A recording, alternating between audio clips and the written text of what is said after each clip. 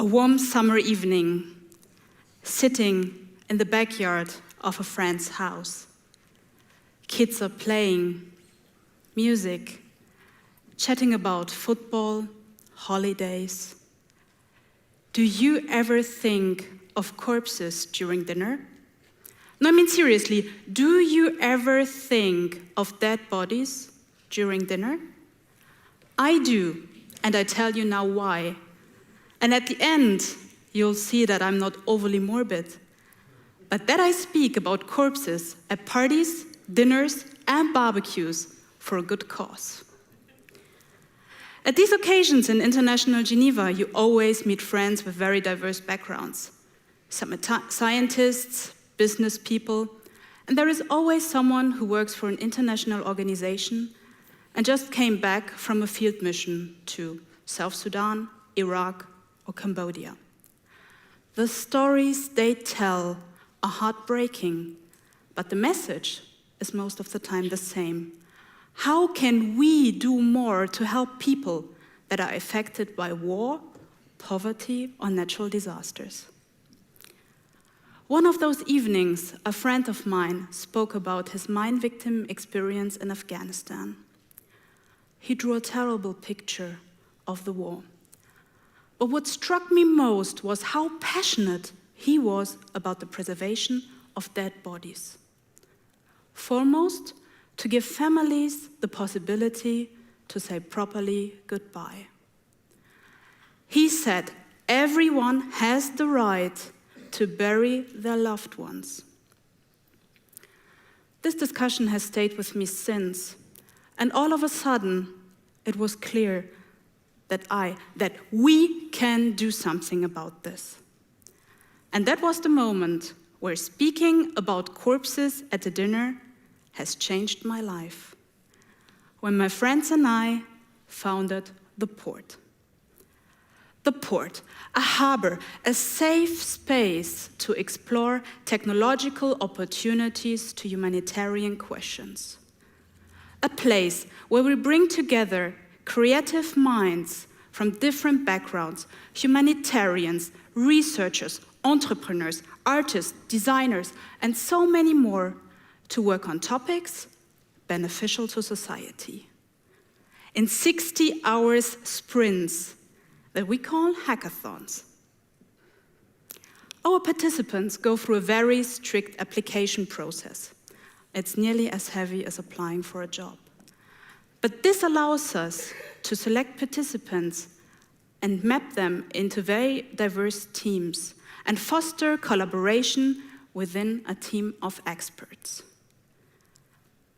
It is amazing to see when the teams meet for the first time in person after a 6 weeks preparation phase.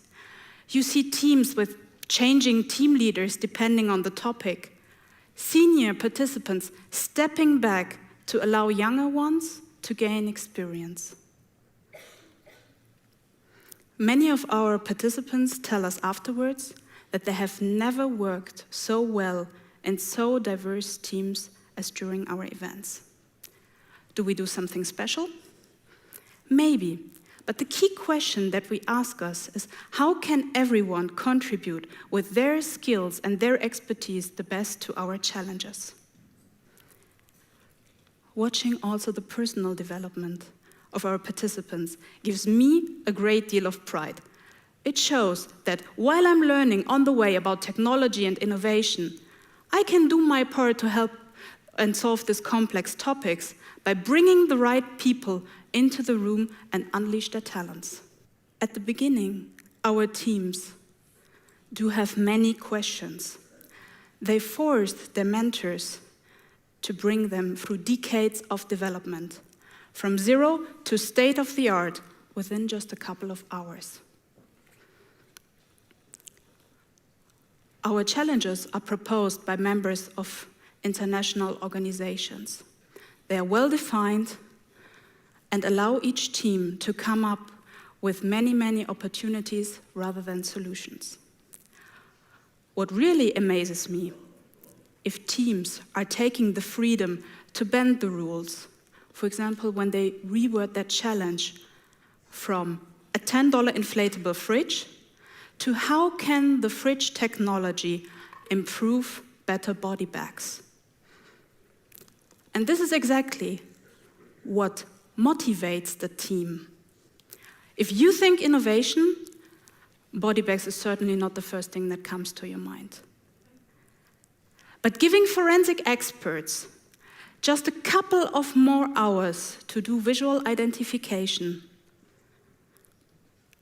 helps them to bring bodies back to their family. You think of DNA tests, but in reality, most of the identification is done visually. Fast, simple, cheap, and with minimal infrastructure. So the team around the challenge found incredible ways to bring innovation into body bags.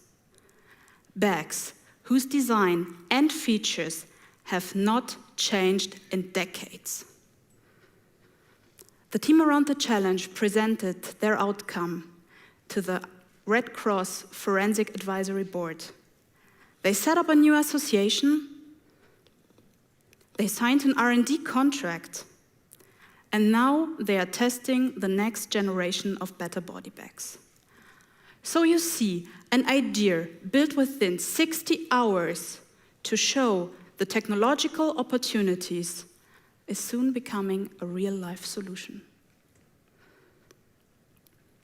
Sometimes our topics challenge the organizers as well.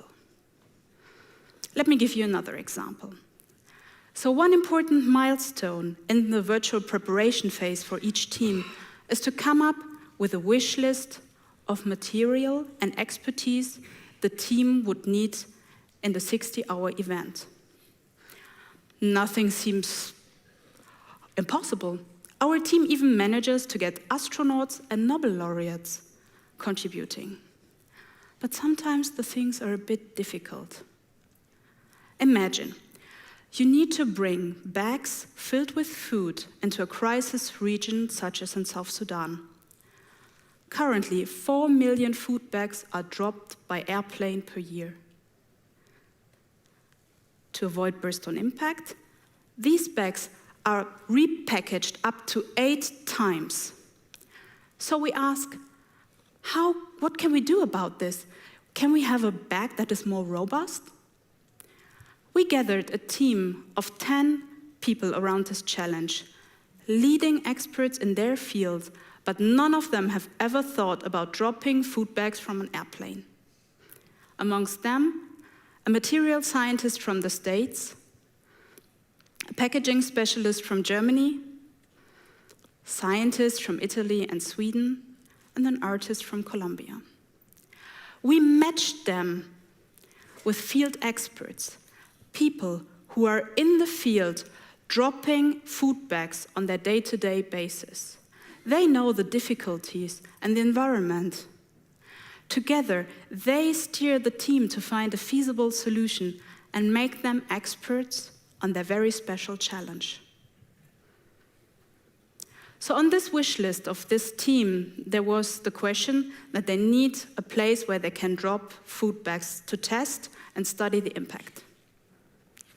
A rooftop, a bridge. Nice. But what about a 60-meter high crane and a high-speed camera to study the impact? We all did not know until the very moment if the crane will be set up, if the weather will be fine, if safety procedures will be signed off. But with the help of a lot of great people from CERN and the crane driving company who even offered the crane driver for free on a Saturday, we managed to have everything ready in the very moment the first food bag prototypes were ready for testing. And this is how it looks like.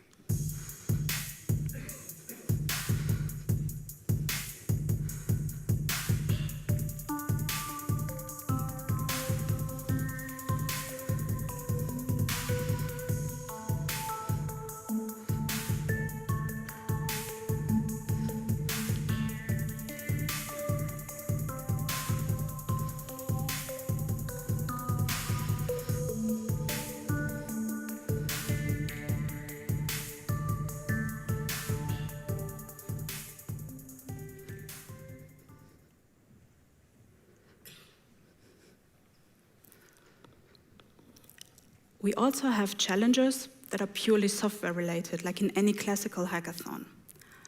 But what makes the Port Hackathon special is that we foster building of tangible prototypes. There are so many great challenges. For example, when a magician tried with the help of a magical trick to explain a cryptographic methodology.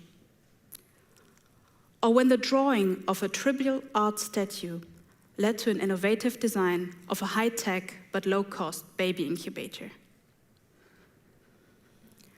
But my main point I would like to share with you today is very simple.